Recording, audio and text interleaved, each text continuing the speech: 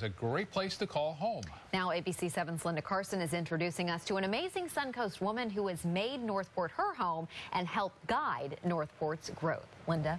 When Joan Morgan arrived in Northport more than 40 years ago, it was little more than a wilderness. And she has been so instrumental in its growth and development that she now has a building named after her.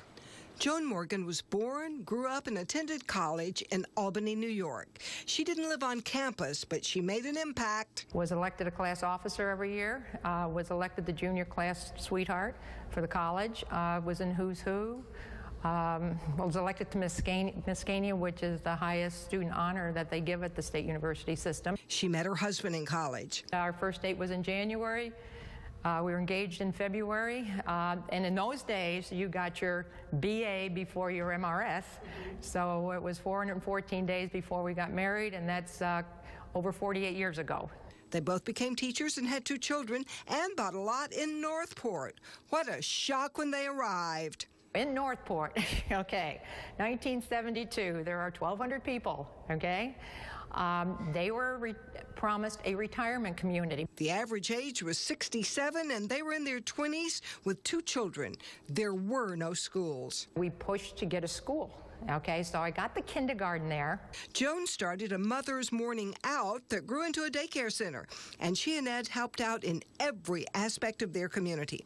In 1977, Joan ran for the Northport City Commission. At that time, a commissioner was also a department chairman.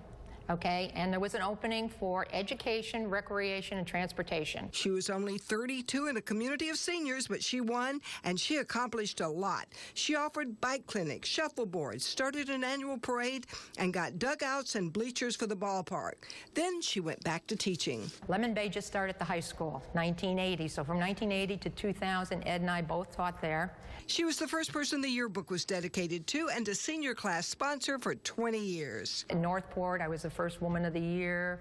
I was the 3rd one to be the business person of the year. And the Joan Morgan Community Center is named after her. She watched Northport grow up. Northport, basically, when we got here, it was the baby, you know, and kind of, I feel like it's parent. And her life lesson? What I've learned is you can do anything.